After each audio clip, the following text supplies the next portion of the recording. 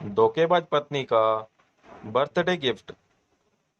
संदीप की शादी एक सुंदर सी लड़की से 5 साल पहले हुई थी, लेकिन उसे हमेशा लगता था वह उसे धोखा दे रही है, क्योंकि उसकी पत्नी के कुछ व्यवहार बहुत ही संदिग्ध थे।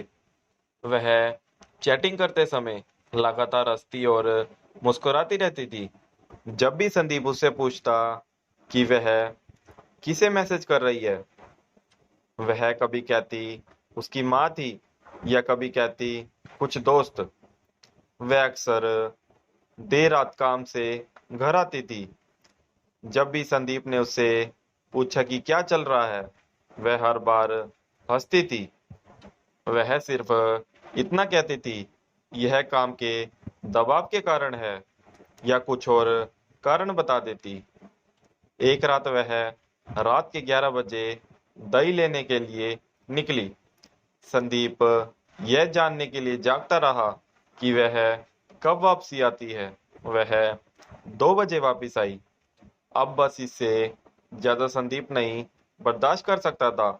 उसने कुछ सबूत हासिल करने के लिए एक निजी डिटेक्टिव को काम पर रखा है।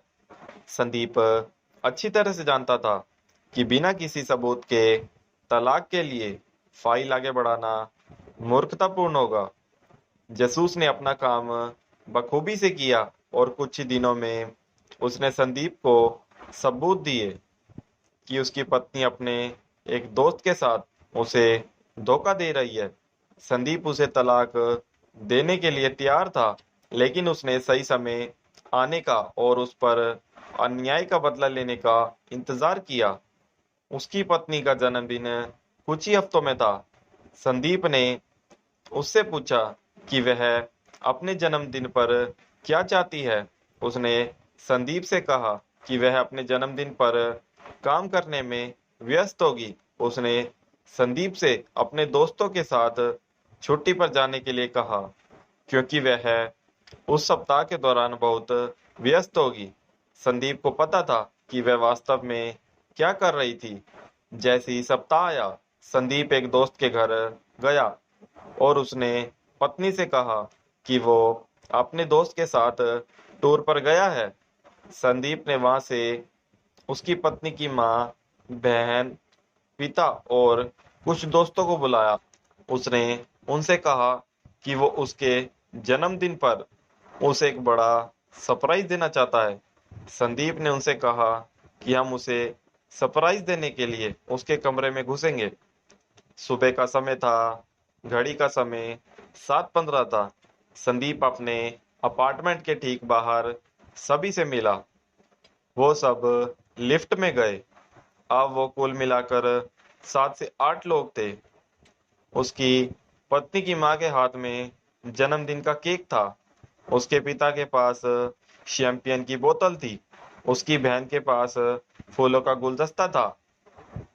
उसके सभी दोस्तों के पास उसके लिए कुछ उपहार थे। किसी को अंदाजा नहीं था कि क्या होने वाला है। संदीप ने सभी को जितना हो सके शांत रहने के लिए कहा। संदीप ने दूसरी चाबी से अपार्टमेंट का दरवाजा खोला। वो सभी संदीप की पत्नी को सरप्राइज देने के लिए बेडरूम में घुसे और वहां वह दूसरे आदमी के साथ चैन से सो रही थी। उसके पिता ने सदमे में शैंपियन की बोतल फर्श पर गिरा दी।